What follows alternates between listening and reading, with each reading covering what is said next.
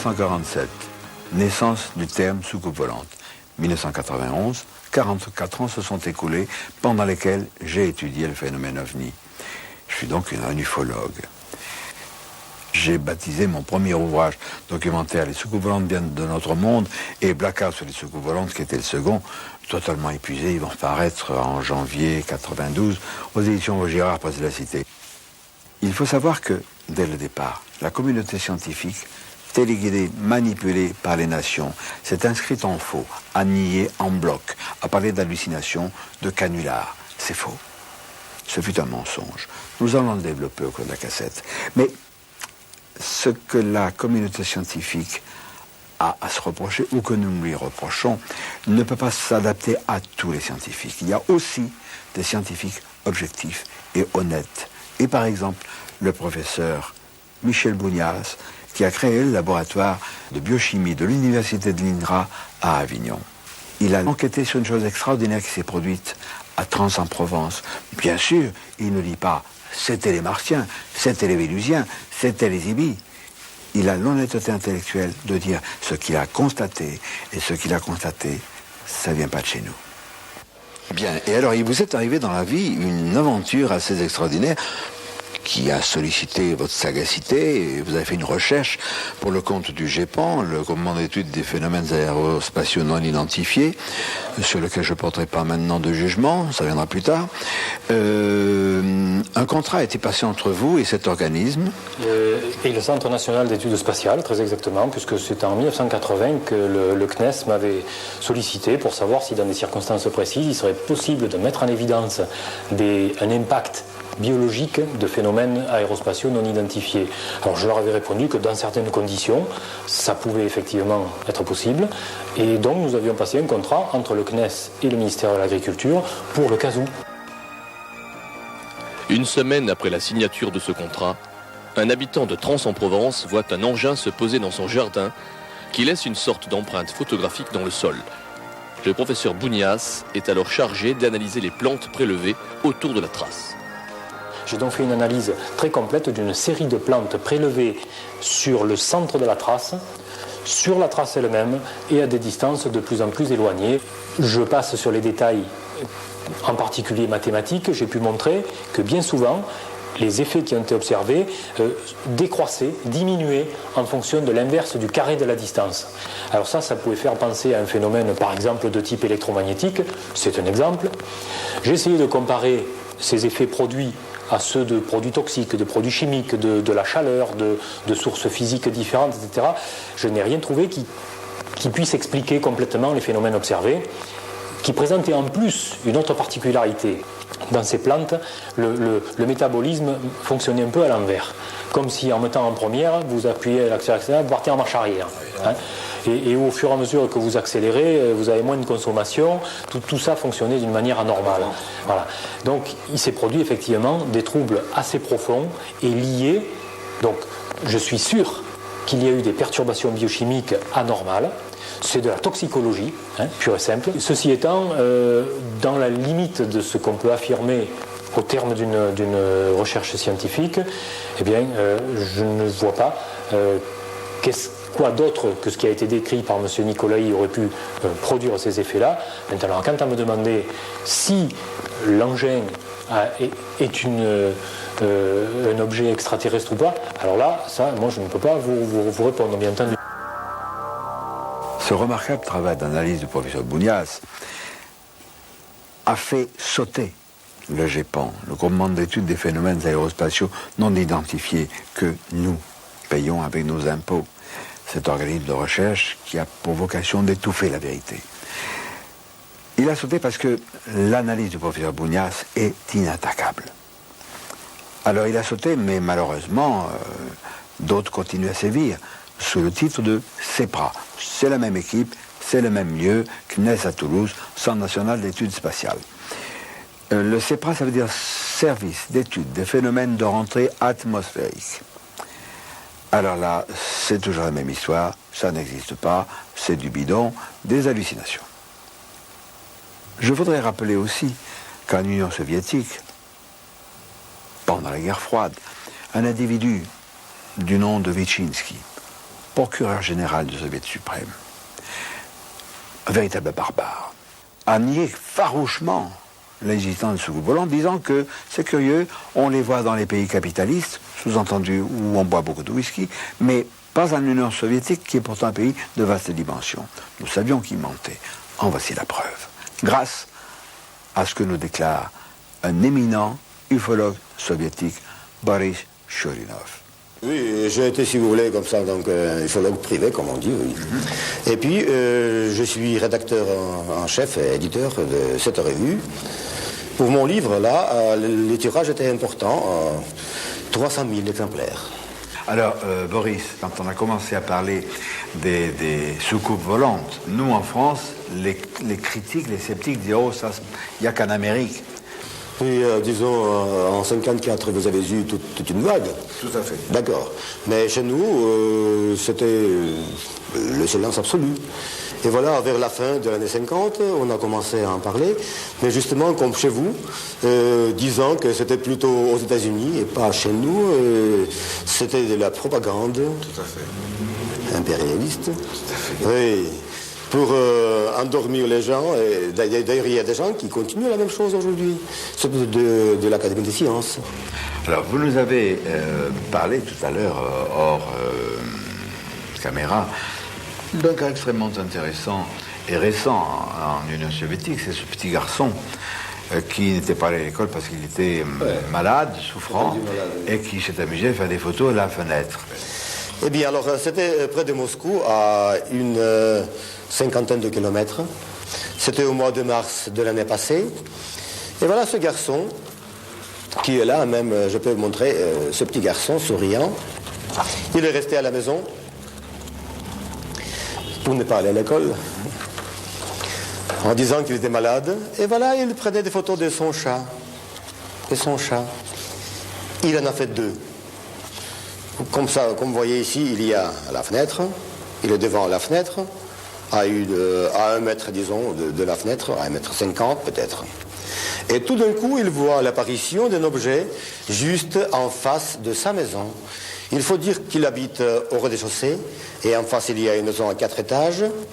Enfin, les distances sont connues, c'est 80 mètres entre sa maison et l'autre. Alors lui, il comprend que c'est un ovni, il fait la première photo. Mais tout de suite, il s'approche de la fenêtre, il en a fait une autre, et il prend la décision de continuer jusqu'à la fin du film. Et vraiment, on peut parler de la gage. Ici, il y a quelque chose qui ressemble à 2 pattes, ou à 2 dispositifs, disons, qui s'ouvrent pour que ce petit objet puisse sortir. Mais ici, attention, ici, plus de pattes. C'est ça. Ils sont nettement séparés. Nettement séparés. Bon, nettement séparés. Et voilà, on arrive à la 8e séquence. Là, ils se sont bien écartés. Bien écartés. Donc pas de pattes, et vous voyez cet écartement. Et puis, ce qui est très important, le film n'est pas découpé. Alors, ça se présente en entier. Continuité absolue, et chaque cadre est numéroté. Et comme ça, on ne pourra pas parler des trucs, des trucages. Enfin, moi, je vais essayer de faire un document sérieux. Des dizaines de milliers, peut-être des centaines de milliers de photographies de soucoupes volantes ou d'ovnis existent de par le monde. Nous savons aussi que ces engins se posent. D'autres s'écrasent. On a fait des études, des recherches dans ce domaine. Et à ce propos, Roger Rémy, qui est un chercheur de pointe, qui travaille à Albuquerque, au Nouveau-Mexique, il y a 25 ans déjà, m'a raconté des choses étonnantes qu'il avait vues. Il est le représentant de l'IMSA, l'Institut mondial des sciences avancées aux États-Unis, et il a eu entre les mains des éléments irréfutables, extrêmement troublants. Je rappelle, la spécialité de Marcel Vogel était d'abord un grand chimiste. C'est le père du disque dur, c'est le père du floppy disk, c'est le père des cristaux liquides chez IBM, détenteur de plusieurs brevets. Donc Marcel Vogel était un grand chercheur déjà dans le domaine de la chimie.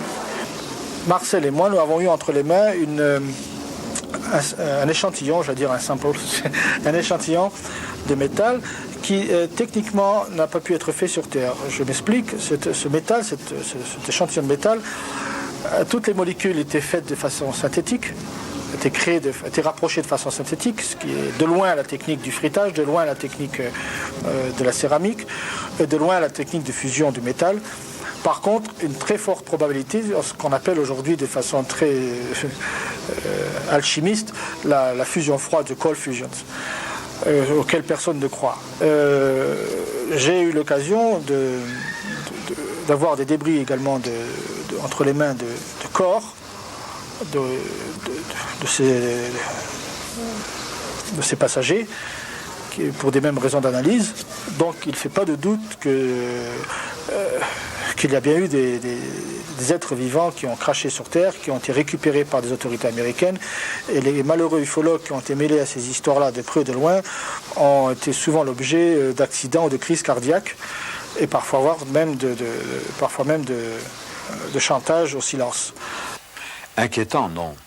Terriblement inquiétant, puisque derrière tout cela se cache une horrible vérité. Un Américain du nom de John Lee, ex-agent de la CIA, a fait des révélations fracassantes vers la fin de l'année 1988. J'ai moi-même reproduit ces déclarations dans le magazine Le Monde Inconnu en décembre 1988.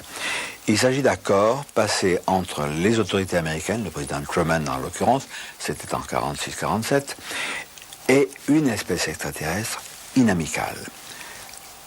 Un organisme secret tout puissant fut créé sous le nom code de Majestic 12, autrement dit Majestic 12 ou MJ12, où il est question de gris de ces êtres de petite taille. Nous y reviendrons.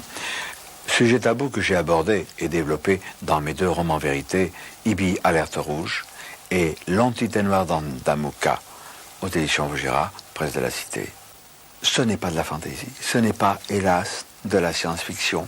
C'est quelque chose de vrai, d'inquiétant, qui nous concerne tous, nous, les êtres humains. Des gens sérieux, des techniciens tels que, par exemple, Robert Hastings, qui est un éminent technicien en photographie aux États-Unis, que j'ai rencontré à Albuquerque, au Nouveau-Mexique, va nous parler de certaines choses touchantes à cette horrible vérité. De façon générale, le gouvernement américain a classé top secret les informations concernant les ovnis depuis 1947. On peut dire que depuis 1953, la CIA a senti que ce problème concernait la sécurité nationale et elle a pris la relève de l'US Air Force pour la coordination des recherches concernant les ovnis. Cela continue encore aujourd'hui. J'ai un intérêt particulier pour les documents concernant les armes nucléaires.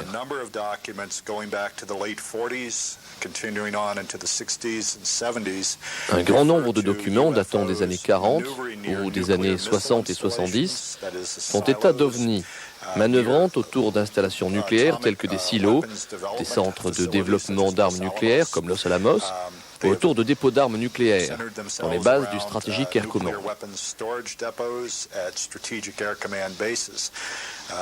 Les documents indiquent clairement que le personnel de ces installations décrivait des objets en forme de disque ou de soucoupe qui ne faisaient aucun bruit et qui parfois tournaient autour du silo à une altitude d'à peine 60 mètres.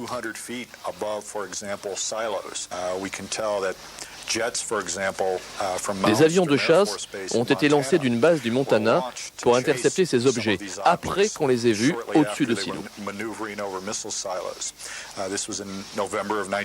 C'était en novembre 1975. Les documents décrivent avec beaucoup de détails la venue de ces engins nuit après nuit, sur une période de 2 semaines, au-dessus des installations stratégiques de cette partie des États-Unis. Un ufologue français a, lui, vécu longtemps aux États-Unis, et particulièrement à Albuquerque et au Nouveau-Mexique. La région de Dulce ne lui est pas inconnue. Il s'agit de Jean-François Gilles, qui était un chercheur du CNRS, mais qui est devenu un ufologue tout à fait au courant de ces problèmes qui nous cachent les gris. Jean-François Gilles, ces êtres, venus d'ailleurs, on les appelait les Ibis, E-B-E. Quelle en est l'origine? Non pas des Ibis, mais de l'appellation. Apparemment, ils ont été dénommés comme ça, ces êtres. On verra peut-être un peu après de qui il s'agit. dès 1947, dès les premiers crashs, dès le crash de Roswell, par un des membres éminents du MJ12, le docteur Detlev Bonk. Ce qui occasionne, à mon avis, la confusion avec le mot les gris, the greys, the short greys, les petits gris. C'est que la dénomination EBE, EB, a été connue dans les années 80, à savoir pour nous à la fin des années 80, de même que la terminologie les gris, les greys, les petits gris, aussi à la fin des années 80. Mais l'expression gris, c'est une expression ouverte, c'est-à-dire qui était employée par les gens qui s'en occupaient, alors que l'expression EBE est une expression officielle employée dans des documents ultra secrets en 1947 et après. Contrairement à ce qu'on pourrait penser, les ibis, les gris, ne sont pas une œuvre d'imagination. Sylvie Houssaye les a reconstitués tels que des portraits robots à la suite de divers témoignages. Bon, et prenons l'exemple du gris. C'est à partir du témoignage de Luli Oswald, qui habite au Brésil et qui est professeur de musique dans différentes universités. Et elle a été enlevée avec un jeune garçon, ami de son fils, et ils ont subi des examens médicaux, même sexuels, enfin, et sous hypnose, elle s'est souvenue de tout ça. Donc elle a fait la description bien détaillée de ces petits êtres de petite taille, 1m30 environ, aux yeux très noirs, très perçants, au visage triangulaire. Elle parlait par exemple que la peau ressemblait à celle d'un rat mouillé. Donc d'après toutes les descriptions qu'elle a fait en public, le 5 septembre 88, lors d'un congrès à Rio, j'ai pu, grâce à tous ces détails, faire ce portrait robot. Pour ce qui est de l'autre portrait robot, c'est après une trentaine de témoignages où j'ai pris tous les points communs. Et on arrive à peu près à ce personnage qui est déjà plus stéréotypé, un petit peu ce qu'on retrouve dans des films, c'est moins typé que le gris, là, poilu. Hein. George Andrews est un ufologue américain, un ufologue de pointe. Il est l'auteur de Extraterrestrial Among Us, qui n'a pas été traduit en français. Il travaille à un nouvel ouvrage, Extraterrestrial Friends and Foes, extraterrestres, amis et ennemis. Il va nous expliquer les dessous de ces accords secrets passés entre les ibis et les militaires ou le gouvernement aux États-Unis. La base, selon l'air du traité, c'est qu'en échange de la technologie militaire, nous devrions donner aux gris des bases souterraines. On devrait les permettre d'enlever des citoyens américains, mais c'était compris à condition de les ramener sans leur faire du mal. En bon état. Les ramener en bon état. Et ensuite, ils avaient le droit de mutiler. Mais seulement des animaux. Seulement des animaux. Et ils devaient donner une liste des citoyens qu'ils avaient enlevés, MJ12, au chef du projet. Donc, en résumé, il donnait de la technologie spéciale que nous n'avons pas encore, en échange de quoi il recevait un petit pied-à-terre et la possibilité de faire quelques expériences inoffensives. C'était présenté comme une étude purement scientifique pour voir comment fonctionnait notre planète et tout cela. Mais quand ça a commencé à se gâcher, quand ils ont compris que d'abord, ceux qui ont été enlevés, ils avaient mis des implants. Comment dire des implants? Des implants. Des implants qui ont ensuite contrôlé ces gens, comme nous contrôlons des animaux sauvages, à qui nous faisons des implants. On a enlevé beaucoup plus de citoyens que n'était prévu. Parfois, ceux qui ont été enlevés disparaissaient à tout jamais. Bref, que ça devenait une situation hors de contrôle. Et c'est à ce moment que d'après John Lear, il y a eu une dispute au sein de MJ12. Et il y avait ceux qui voulaient continuer à supprimer les informations, des autres qui voulaient tout dire au public pour les avertir de la catastrophe. Les gris souffriraient d'une grave carence génétique. carence qu'il compenserait grâce à des enzymes prélevées sur des muqueuses de mammifères vivants. C'est l'explication des nombreuses mutilations animales constatées dans certaines parties du monde, et notamment aux États-Unis. Les humains, eux aussi, sont visés dans le cadre de ces expériences génétiques. Il y a 2 cas. Là, bon, moi, j'ai pas les noms dans la tête pour l'instant, mais on les trouve dans des tas de publications maintenant, de femmes qui se rappellent avoir été enlevées. L'une, dans un cas, c'était parce qu'elle avait assisté avec sa fille à la mutilation d'un veau. Alors voilà pourquoi on peut faire la connexion, le rapprochement aux histoires de mutilation de bétail. Donc cette femme a été enlevée avec sa fille, et évidemment elle avait très peur de subir le même sort que le veau, qui a été mutilé, une mutilation classique, les yeux, la langue, les parties sexuelles, pendant qu'il était vivant, bien sûr. Et à cette femme, on lui dit non, calme-toi, ça ira très bien. C'est juste un avertissement, quoi, en fait. Bon, et puis il y a un autre cas.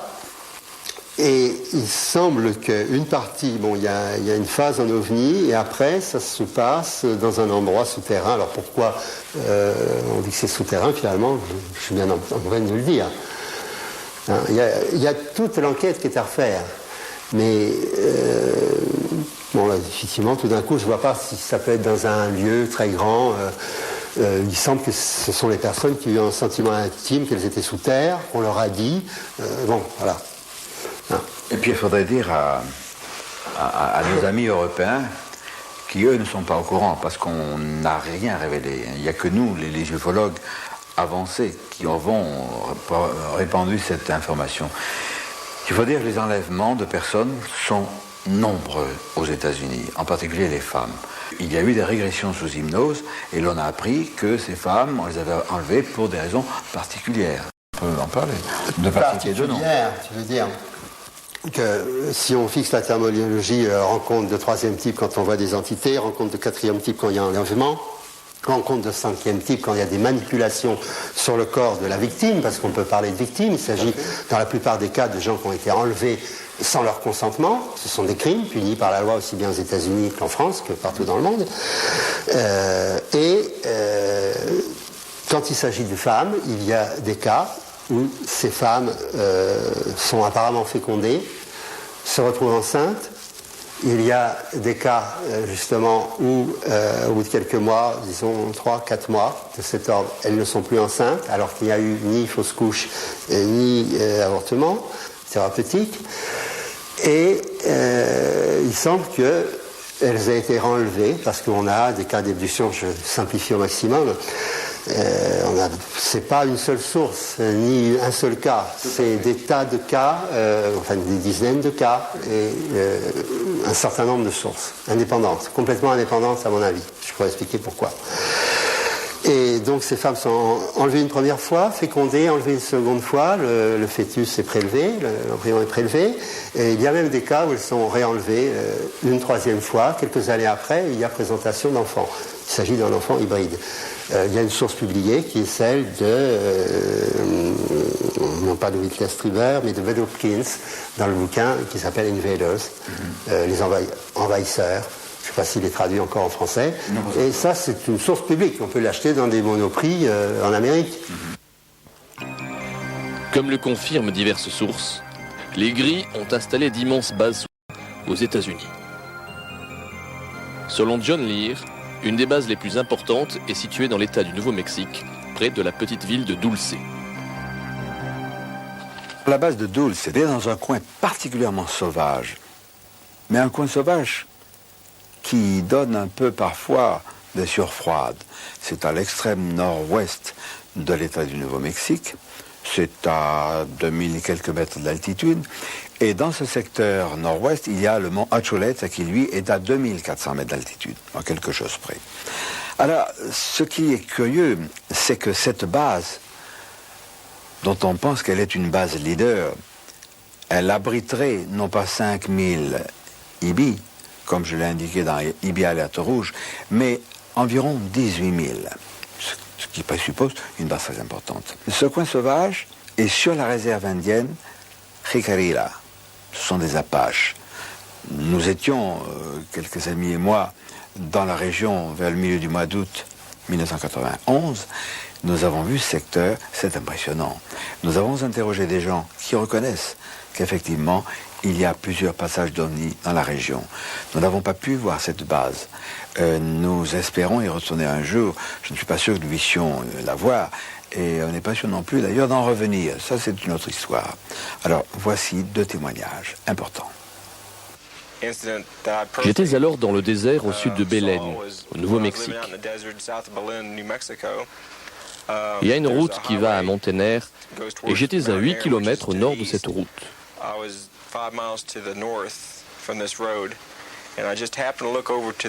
Je regardais la montagne au sud lorsqu'il y a eu un flash lumineux au-dessus de cette montagne qui s'est dissipé.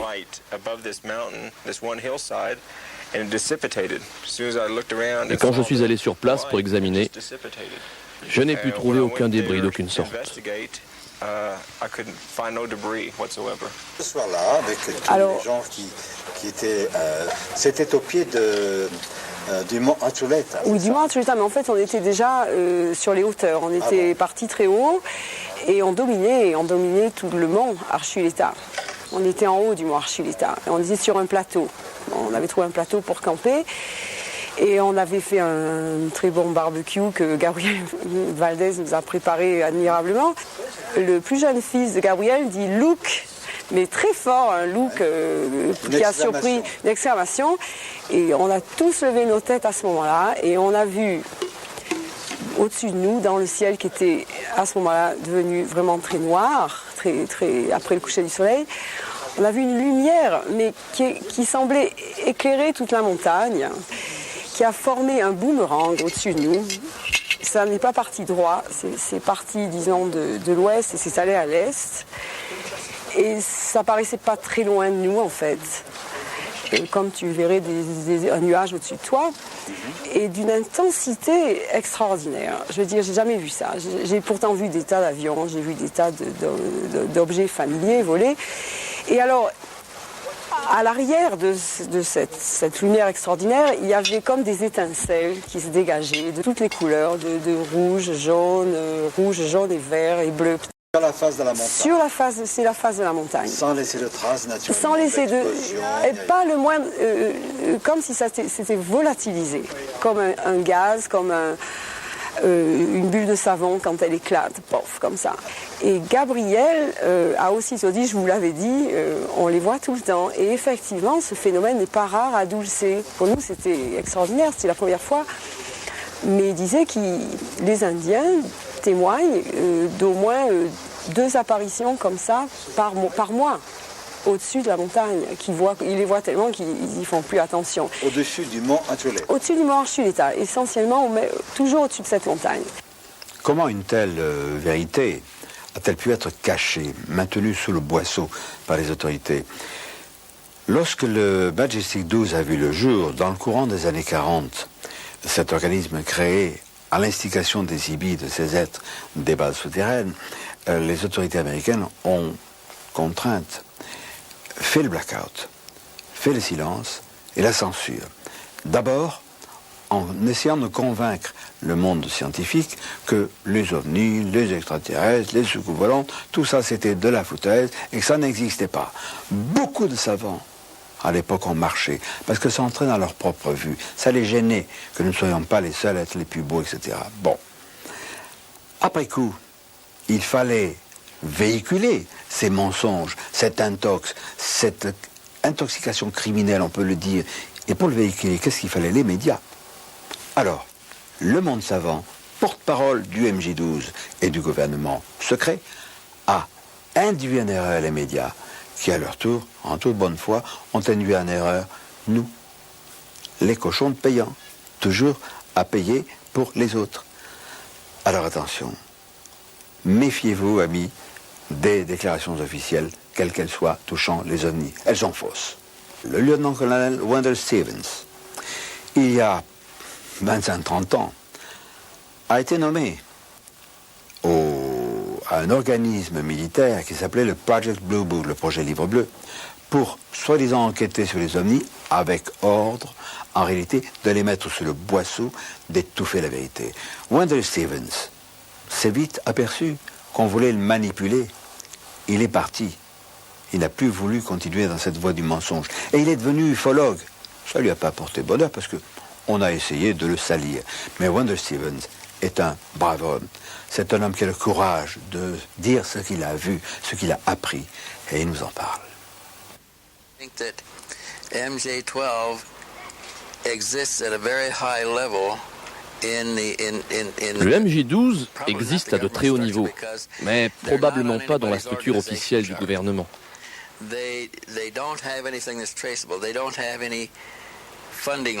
Il n'y a aucune trace et aucune ligne budgétaire n'est prévue. Il obtient ses fonds de différentes façons.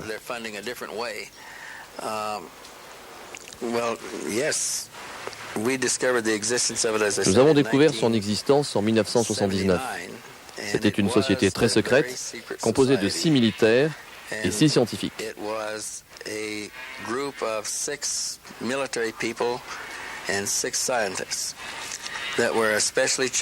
Ils étaient chargés d'enquêter et de maintenir le secret sur tout ce qu'ils pourraient trouver relié au phénomène OVNI.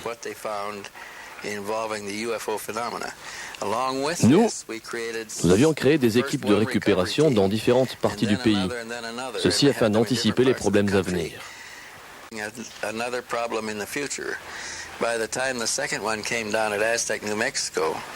Lors du crash d'Aztec au Nouveau-Mexique, nous avions une équipe juste à côté, de l'autre côté de la frontière, au Colorado. Ils ont pu observer l'approche de cet objet, visiblement hors de contrôle.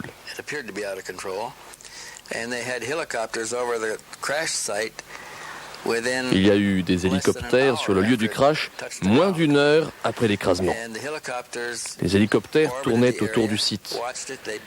Des gens d'une équipe spéciale habillés en bleu foncé se préparaient à prendre le contrôle des lieux.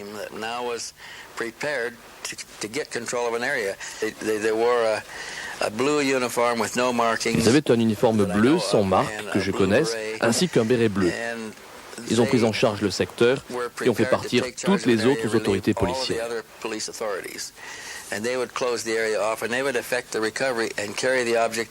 Ils ont alors transporté l'engin vers un endroit secret. Nous pensons qu'il y a des résidus de ce crash dans un laboratoire près d'ici, ainsi qu'à Los Alamos et à la base 51 au nord du Nevada, et peut-être à d'autres endroits. Ces équipes ont donc transporté les débris et ils ont pris le contrôle du crash d'Aztec en très peu de temps et ont pu maintenir le secret.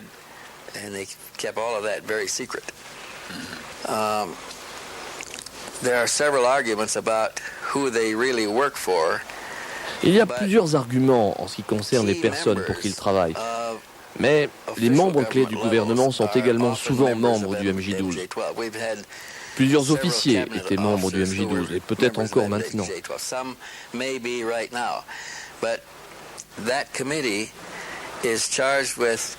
Ce comité est chargé de contrôler le plus grand secret que ce pays ait. Ce secret est tel qu'aucun élu ou officiel n'a le droit de le connaître car il pourrait partir avec ce secret.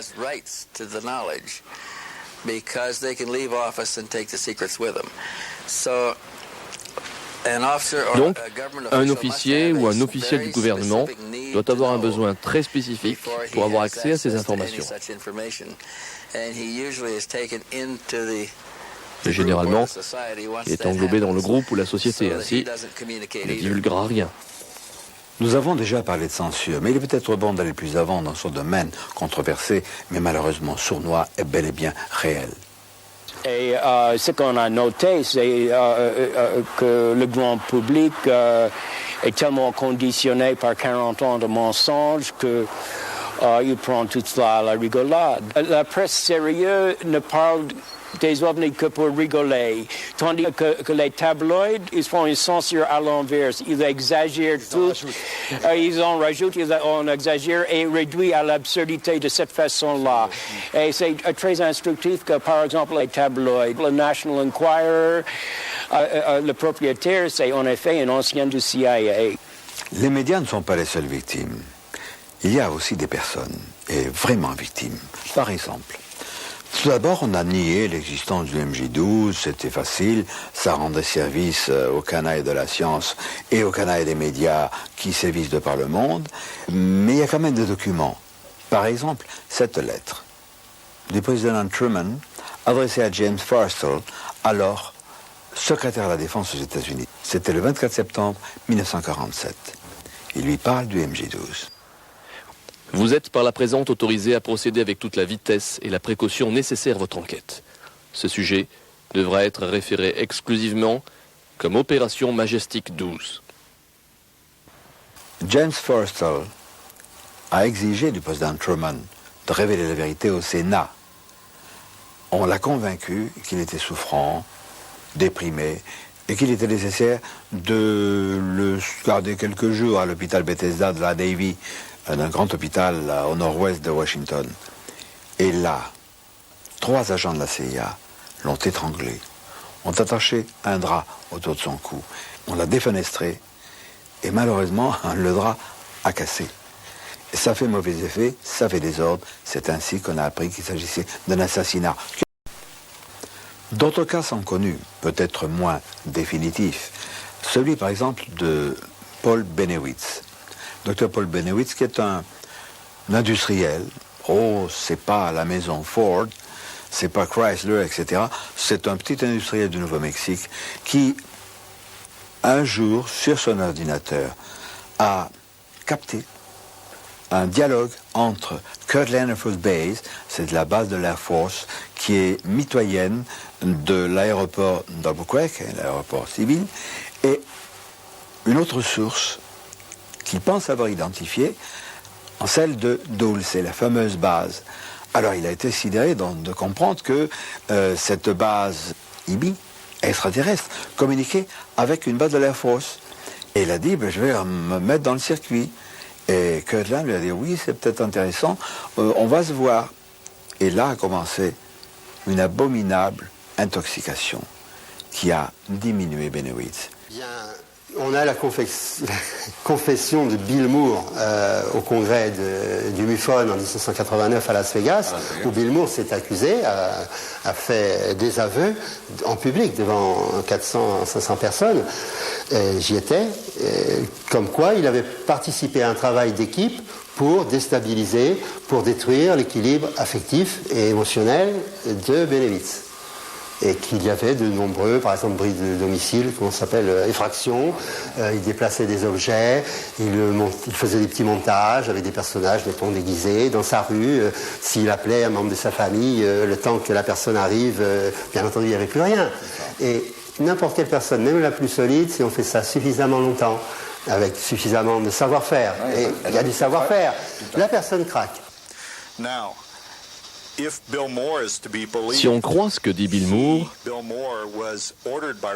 Richard Doty de l'US Air Force lui aurait ordonné de fournir à Paul Bennewitz de fausses informations.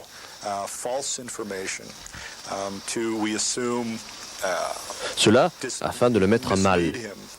Il affirmait qu'il y avait des atterrissages d'OVNI au Nouveau-Mexique et ainsi de suite.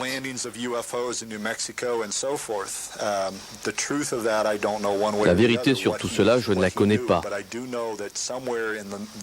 Mais je sais qu'entre les années 80 et 90, il a été fourni en fausses informations par l'US Air Force sans la moindre raison. Quand je l'ai rencontré, je ne suis pas un professionnel de la santé mentale, mais je dirais que sa santé mentale était plutôt précaire. L'un de nos reporters s'est rendu à Montréal en octobre 91 pour y rencontrer, le contact était d'accord, le rendez-vous était pris, pour y rencontrer un ésotériste, grand amateur d'étrangeté et d'OVNI, qui devait nous parler de ses recherches, etc. Et comme c'est le cas fréquent dans le problème de l'ufologie, il y a eu un incident de parcours, un incident de route. Il s'est rétracté, il nous a posé des lapins, et notre reporter n'a pas pu agir. En France aussi, il y a des preuves de pression, et je dis bien...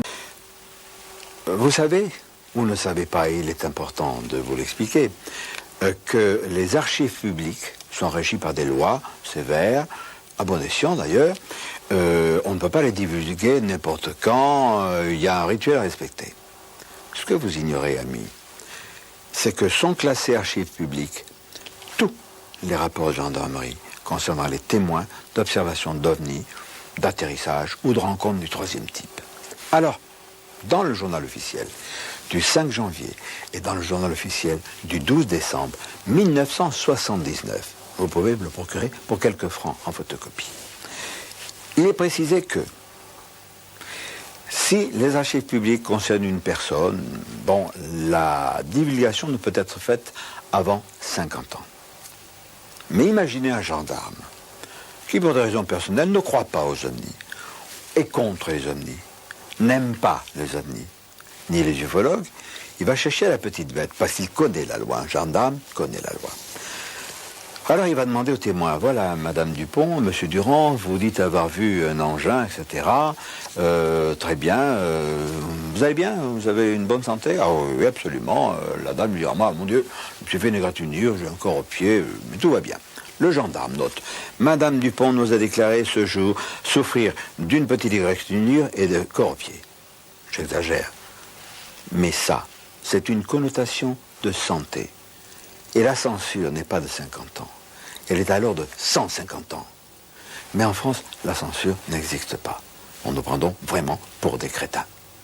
Notre groupe d'ufologues de pointe et d'extrême pointe, d'ufologues qui savent prendre des risques. Il y a Alain Ranguis, qui est un jeune chercheur de CNRS, et Patrick Gambe, qui est un technicien de l'EDF. Ils ont eu à pâtir, tout comme moi d'ailleurs, de menaces, de harcèlement. Et Patrick Gambe va nous raconter ses propres problèmes. Oui, c'est suite on est rentré à l'IMSA, au conseil d'administration de l'IMSA, et ça a commencé le 7 septembre 1985. Alain venait de rentrer de congé, et puis ça a commencé par des coups de téléphone, anonymes bien entendu, relations, c'est-à-dire qu'on nous mettait en communication sans qu'on appelle Alain et moi-même, c'était des lettres anonymes, détérioration sur les véhicules, et ça a duré pendant plusieurs mois. Alors, Patrick nous a parlé de septembre 1985. C'est à peu près à ce moment-là que je mettais une main un peu définitive à un bouquin documentaire qui s'est appelé Le monde étrange des contactés. Plaire aux canailles du MJ12. Et ça s'est intensifié. Et un soir, nous avions rendez-vous, Patrick Gambe, son épouse Bernadette, Alain Ranguis et Brigitte, son épouse, ma femme et moi, pour dîner et parler de nos problèmes. Et nous étions donc chez moi. Nous nous installons et là, c'est devenu l'enfer. Jusqu'à 1h du matin, l'heure à laquelle nous nous sommes séparés, les agressions téléphoniques n'ont pas cessé. Absolument. N'ont pas cessé. Et c'est là que, exaspéré, j'ai sorti mon automatique. Je n'ai pas tiré sur le téléphone, évidemment, mais j'ai actionné la culasse et j'ai dit à celui qui était au bout du fil, dont j'entendais la respiration, je lui ai dit, espèce de... J'ai dit un mot rimant avec épinard. Je lui ai dit, espèce de... j'espère que tu as compris ce que c'était que ce bruit que je viens de faire, et en l'occurrence, j'espère aussi que tu tireras plus vite et mieux que nous, si un jour nous sommes confrontés. Et c'est là que nous avons, quelques jours après, reçu une lettre anonyme, bien sûr, de l'un de ces individus qui nous harcèlent, en disant, oui, mais moi, j'agis contraint et forcé, j'ai des enfants. En parlant vulgairement, il avait la trouille. Et aujourd'hui, nous sommes, disons, vers le dernier trimestre 1991, le harcèlement téléphonique continue. Allô, Jimmy, décroche. Ah, salut. Oui, salut, c'est Bitocul.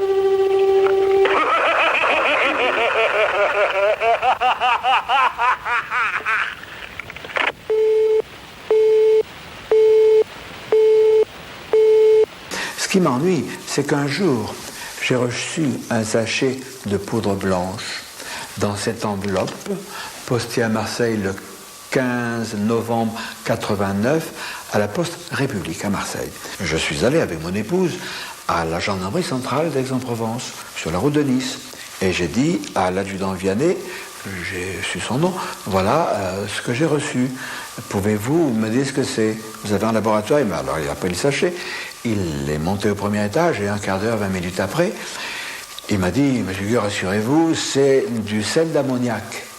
Je lui dis, d'accord. Aujourd'hui, c'est du sel d'ammoniac. Et si demain, je reçois autre chose? Et si d'aventure, au moment où j'ouvre le courrier, puisqu'il est distribué vers 12h30 chez moi, si au moment où j'ouvre mon courrier, on frappe à la porte et que je suis en présence de maître Dupont-Durand, huissier, et on me dit qu'est-ce que c'est que ça?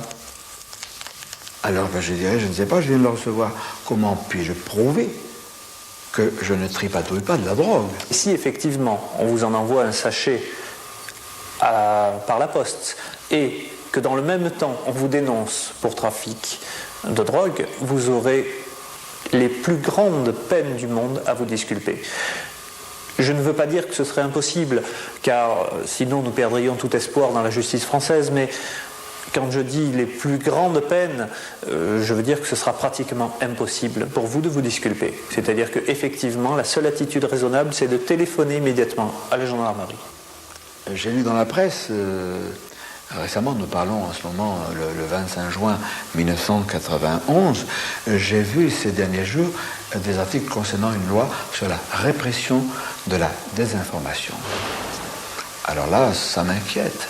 Parce que les canailles du MJ12, qui est le gouvernement secret qui opprime la planète Terre, et ses multiples correspondants, ses multiples complices, jusqu'au plus haut des nations, s'ils décrètent que les ovnis n'existent pas, que les extraterrestres n'existent pas, et que je fais de la désinformation, comment vais-je m'en sortir? Là encore, chaque loi intervient à travers un pouvoir politique. Le pouvoir politique donne l'orientation de la loi. Il est bien évident que s'il ne s'agit que d'une loi pénale, d'une intervention sur la répression, par exemple, du trafic de drogue, il n'y a pas d'intervention politique à faire. C'est une intervention qui se fait à travers le parquet. Ceci est tout à fait classique. Maintenant, une loi sur la répression de la désinformation est effectivement éminemment dangereuse parce qu'il suffira au pouvoir politique de qualifier une information de fallacieuse ou de fausse ou de désinformation pour faire entrer cette information de facto dans le cadre du champ d'application de la loi pénale et donc de poursuivre certains comportements qui sont considérés comme étant de la désinformation. Effectivement, vous n'aurez absolument aucun moyen de vous en sortir si un pouvoir politique a décrété que les ovnis n'existaient pas et que le fait d'en parler était considéré comme de la désinformation ou une attitude anti-française ou contraire à l'ordre public français ou risquer de causer un trouble à l'ordre public français. À ce moment-là, effectivement, vous n'aurez pratiquement aucune chance de vous sortir de cette situation, sauf à amener à ce moment-là devant les juges médusés un petit homme vert sur le bureau du magistrat qui, de toute façon, ne pourra que prétendre qu'il s'agit d'une poupée puisque nous savons tous que les ovnis n'existent pas dans le gouvernement, bien entendu. Des pressions s'exercent aussi en France. Pourquoi? Parce que les grilles ne sont pas exclusivement aux États-Unis, ils sont partout, et même chez nous, dans notre sous-sol. René Varino, tu diriges depuis de nombreuses années le CEOF, le Centre d'études OVNI France, oui, il faut bien le préciser, qui publie le bulletin Contact OVNI. Et nous nous sommes retrouvés aujourd'hui sur le site du plateau d'Albion, autour duquel nous avons passé des nuits et des nuits d'observation depuis la décennie écoulée.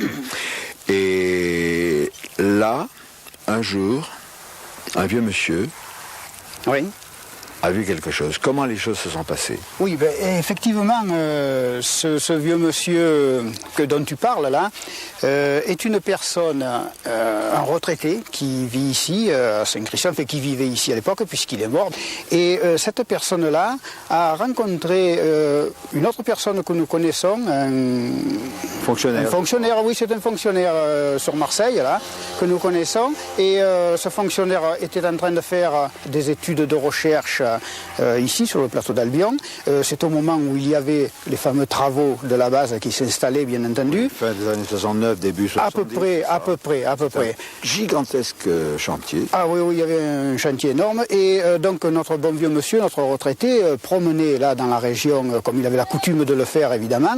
Et il a confié à notre ami qu'il n'en aurait pas parlé à tout le monde à ce moment-là, mais effectivement il avait rencontré lors de l'une de ses promenades, sortant d'un taillis, un petit être comme nous connaissons les ibis en ce moment, qu'il a décrit textuellement ce petit être comme les ibis que nous connaissons. Mais à l'époque, évidemment, on ne connaissait pas encore l'histoire des ibis qui se passe actuellement en Amérique, bien entendu, dans les bases militaires, et dont nos travaux nous ont amenés à faire des études dont tu as participé aussi, avec nos veillées et tout ça, et à concrétiser cette observation qui avait été faite, puisque nous avons eu d'autres rapports concernant la région sur cette affaire-là.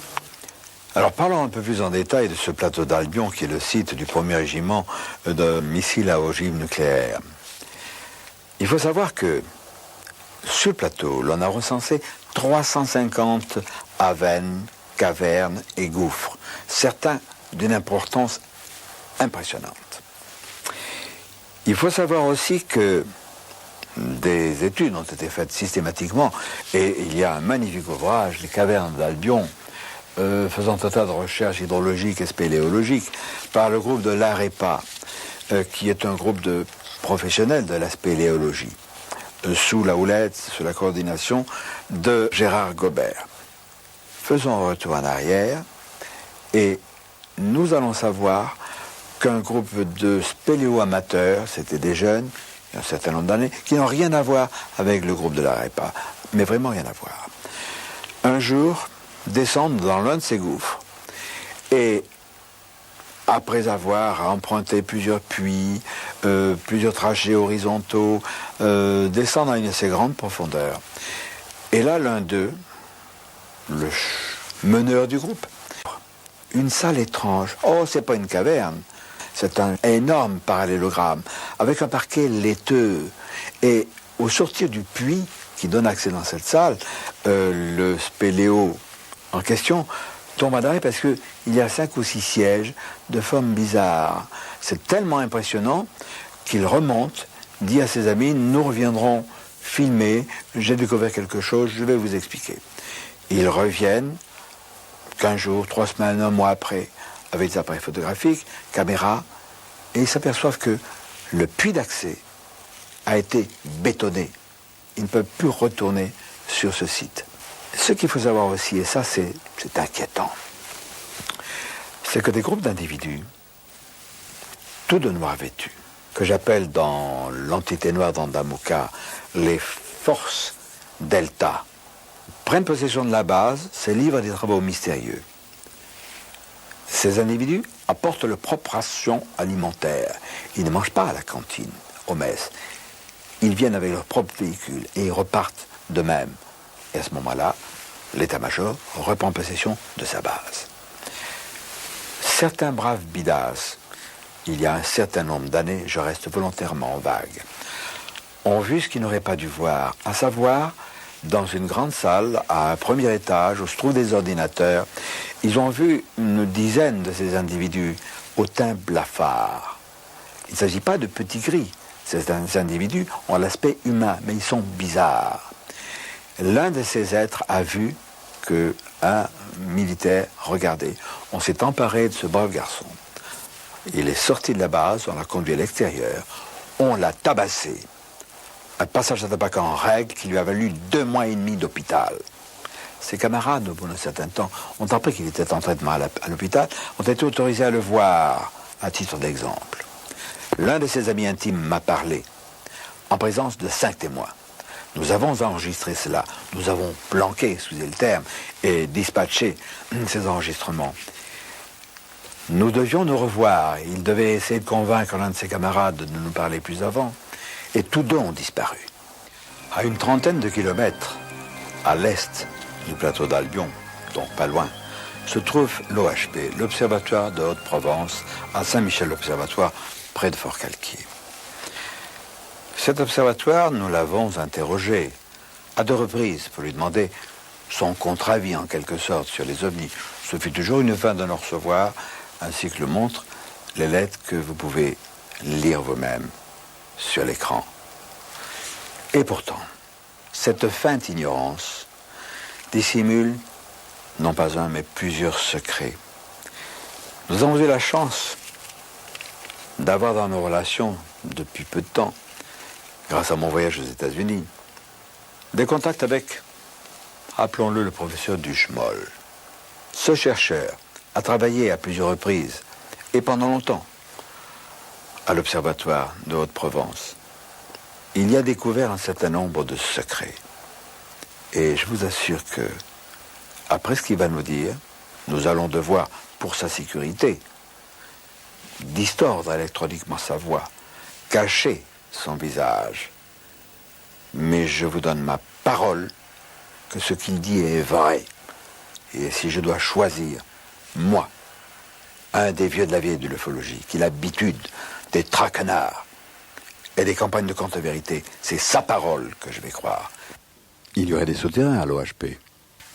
Il est exact qu'au moins 3 tunnels sont disposés sur le site. L'un fait une centaine de mètres devant les bâtiments qui abritent les services techniques et des laboratoires. Dans ce grand tunnel, il y a plusieurs armoires de métal. L'une de ces armoires contient d'innombrables photos de soucoupes volantes. Les unes envoyées par des témoins, les autres prises par des astronomes au télescope. On appelle cette armoire spéciale l'armoire secrète. Ces clichés n'ont jamais été réexpédiés à ceux qui les ont envoyés.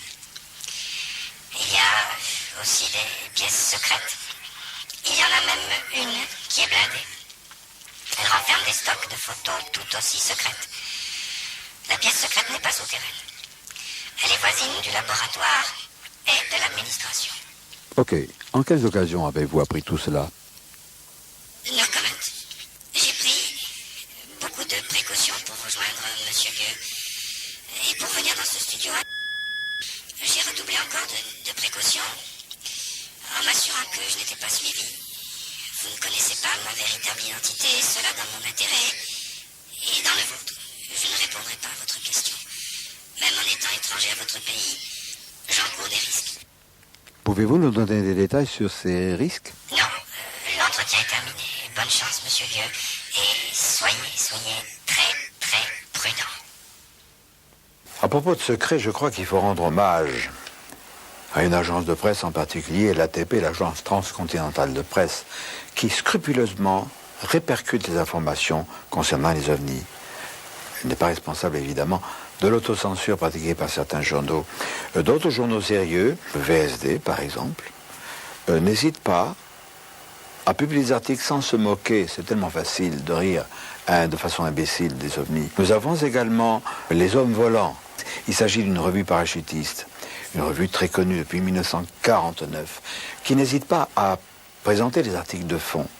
Il y a naturellement des revues spécialisées, Contact OVNI par exemple, ou encore Phoenix, ou bientôt Chetty, enfin l'IMSA, l'EM qui va changer de look, et UFO Bulletin de Billy Baroni.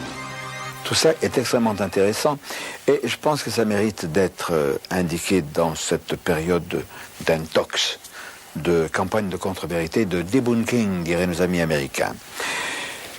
Ça n'exclut pas, bien entendu, les dangers.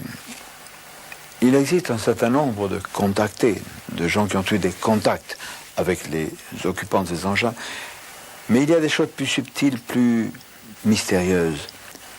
Des gens qui ont reçu des implants, comme cette jeune femme, Claudia Roux, qui est artiste peintre, comme son époux, Roger Roux, et qui a vécu dans son enfance une aventure curieuse. Vous êtes parti en colonie de vacances en Haute-Savoie. En Haute-Savoie. Oui. Alors vous aviez quel âge? J'avais 12-13 ans. Bon, bien sûr, comme tout enfant en colonie, on est habillé en short, en basket. Et on arrive près du camp, parce qu'à ce moment-là, on faisait un camp.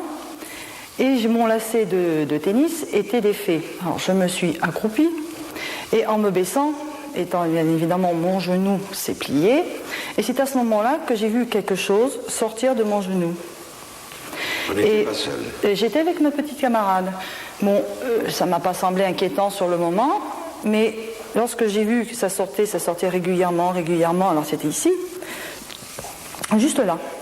Bon, j'ai toujours eu l'impression que c'était un peu comme un périscope, parce que ça sortait régulièrement, sans interruption. Quel était l'aspect?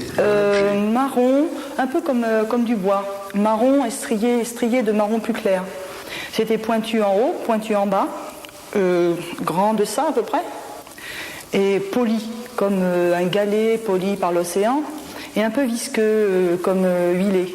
Bon, et lorsque cette chose est sortie et que la monitrice l'a jetée, bon, ça faisait un petit trou. Et juste après, dans la journée, ça n'a pas saigné, ça s'est fermé et plus rien. Plus de traces. Bon. Il n'y a plus eu de traces pendant des années. De longues années même. Et un jour, je me suis aperçue, je ne l'ai pas vu grandir. Disons, je m'en suis aperçue d'un seul coup, ça y était pas, et le lendemain, ça y était, parce que je ne l'ai pas vu venir.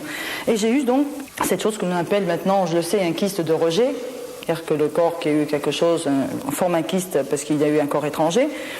Et quelques années plus tard, ce kyste,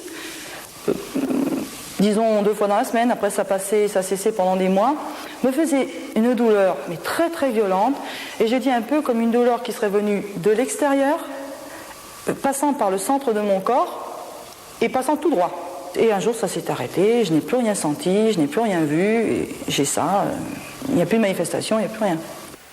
Tout au long de cette vidéocassette Vérité, il a été question essentiellement des short grey, des petits gris, ces êtres de petite taille, qui sont à tout le moins inamicaux.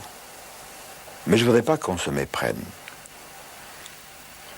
Nous estimons qu'il y a une trentaine d'espèces différentes d'êtres venus d'ailleurs qui, à des degrés divers et pour des raisons précises qui nous échappent, s'intéressent à nous. Mi-avril 1954, Edward Air Force Base, une base de l'Air Force, en Californie. 5 vaisseaux extraterrestres se posent. Roger Roux a reconstitué fidèlement cette scène que l'on connaît bien, qui a été étouffée. Eisenhower a rencontré des êtres d'apparence humaine qui n'avaient rien à voir avec les short grey, les petits gris. Ces êtres lui ont tenu à peu près ce langage. Vous les terriens, vous auriez besoin qu'on vous aide. Nous sommes prêts à le faire, mais il y a une condition. Vous vivez une ère de matérialisme. Vous manquez de spiritualité. Vous vous battez. Vous utilisez des armes nucléaires. Nous voudrions que tout cela cesse. Et à ce moment-là, nous ferons les quelques pas qui nous séparent et nous viendrons vous aider. Eisenhower, qui connaissait les accords secrets du MJ-12, a dit non. Les terriens ne sont pas prêts pour cela. Revenez dans 30 ans. Comme on dit à un enfant un peu turbulent, écoute, pose plus de questions, tu comprendras quand tu seras grand. Nous avons de sérieuses raisons de penser que ces êtres qui ont pris contact avec nous à travers le président Eisenhower en 1954 aux États-Unis sont des êtres pacifiques. Dans notre jargon d'ufologue sérieux et de pointe, nous les appelons les grands blonds. Bien sûr, il n'y a pas que des blonds. Alors ces grands blonds ne sont pas les seuls, eux non plus, à être positifs. Il y a d'autres cas, d'autres exemples. Nous allons l'aborder et nous verrons plus tard si nous devons nous en réjouir ou bien nous en inquiéter. Nous sommes dans les collines de Beaunieu, dans le Luberon, en Provence, et Madame Denise Bell, à la mi-septembre 1975, vous êtes venue, vous, comme ça vous arrivez, vous vous promeniez avec votre chien, c'était le soir. Oui. Le soir, la nuit était tombée, c'était le 15 septembre, la nuit était tombée, voilà. Il y avait des étoiles. Mais vous étiez préoccupée ce soir-là? Oui, j'étais préoccupée parce que j'étais atteinte d'un cancer à la thyroïde, du côté gauche, et un mois avant, le service du professeur, son assistant m'avait dit qu'un autre nodule m'était venu sur la droite dès que je devais envisager l'opération, c'était impératif. J'étais un peu tourmentée et puis j'avais mon chien et mon chien il file comme ça dans le buisson. Et moi à partir de cet endroit, j'ai été prise d'espèce de malaise, de colique. Je me suis éloignée là dans le virage là-bas. Et j'ai dû m'accroupir et j'ai dû vider mon ventre. Et sur cet arbre-là, il s'est développé une lumière que l'arbre il est tout petit à côté, voyez-vous. La lumière est restée absolument à sa place, elle tremblait toujours. Et là, il est apparu un rectangle orangé, voyez-vous. Mais dans le corps de la lumière ou ailleurs? À la base de la lumière. Sur le sol ou vertical? Non, vertical. Ah, vertical, ça c'est très important. Oui, ça faisait partie de ce bloc de lumière, j'en suis sûre. Bien. Je voudrais revenir, Denise Bell, sur cette sensation quand quelque chose vous a immobilisé derrière, vous a serré. C'était une main? C'était pas une main, n'est-ce pas? Non, je n'ai pas senti que c'était une main. C'était la position de quelque chose qui était au moins large comme 4 doigts, voyez, mais beaucoup plus épais, et qui m'a fait simplement prendre comme ça. Et je me suis trouvée la gorge offerte à cette lumière. Ah, voilà. Vous voyez, c'est là que je dis qu'il y a eu des soins de fait. Bon, vous êtes ensuite rentré chez vous, vous avez dormi? Normal. Normalement. Et le lendemain, donc, vous vous êtes rendu à l'hôpital.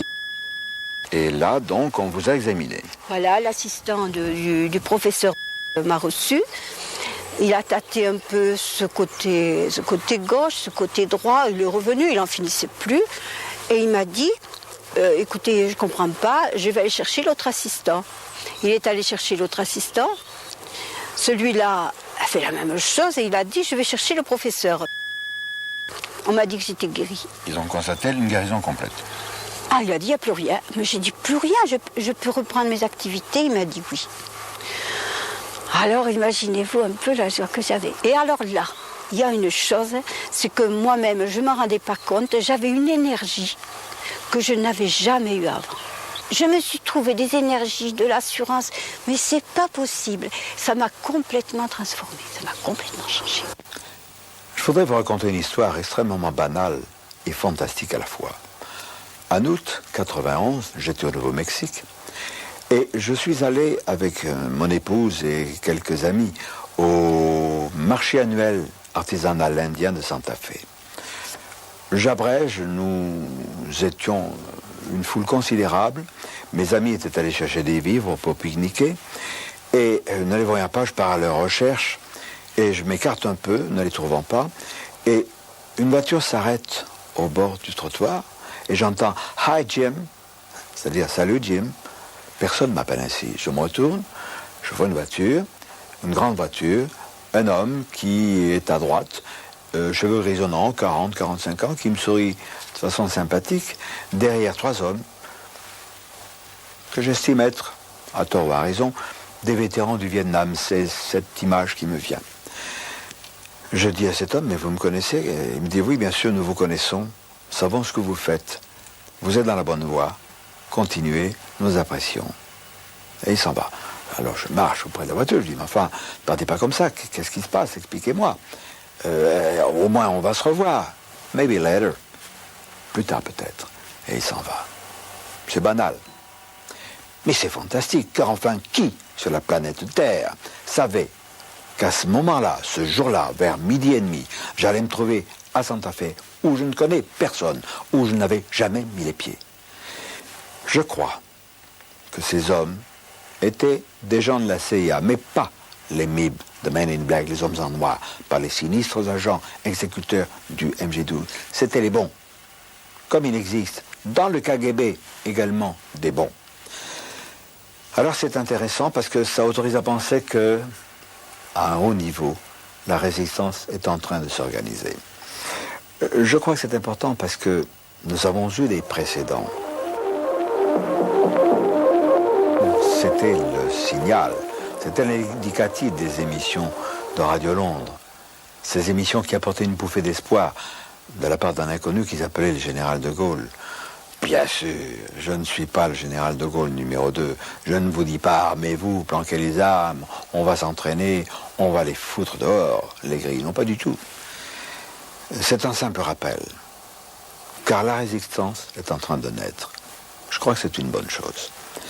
Rappelons-nous aussi ce qui s'est passé à Edward Air Force Base en avril 1954, quand Eisenhower a rencontré les Grands Blonds. Il leur a dit « Revenez dans 30 ans, faire la paix, ne plus nous battre, nous désarmer, tout ça, on verra plus tard. » Que se passe-t-il depuis 2 ans? La chute du mur de Berlin, la réunification de l'Allemagne, la libéralisation de la Russie grâce à la perestroïka, à la glasnost de Gorbatchev, de Boris Yeltsin, Shevardnadze qui vient de revenir.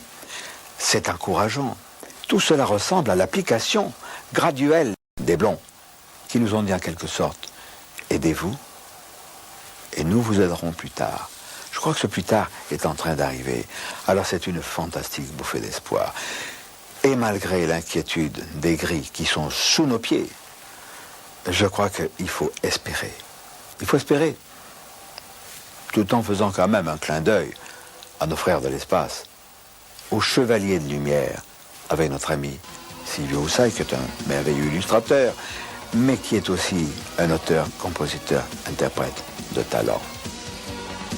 Mais avant cela, une conclusion provisoire avant d'autres cassettes de cette série Les Portes du Futur. Que la force soit avec vous et avec nous. Alerte rouge, les terriens parlent aux terriens.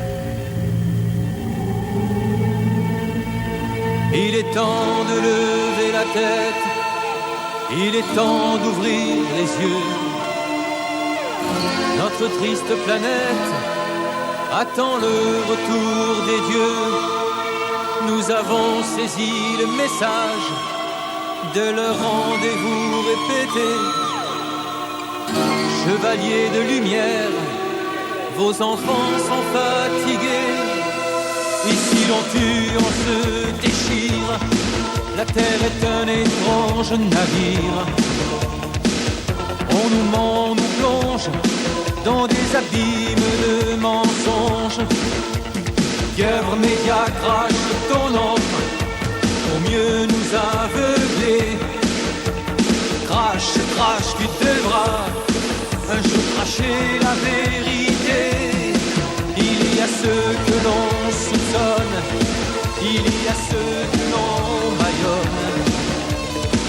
Ils racontent des histoires d'ovnis, et on rit. Connaissez-vous la dernière en Arkansas, en Australie? Il y aurait sous la terre des tigris, des hiris.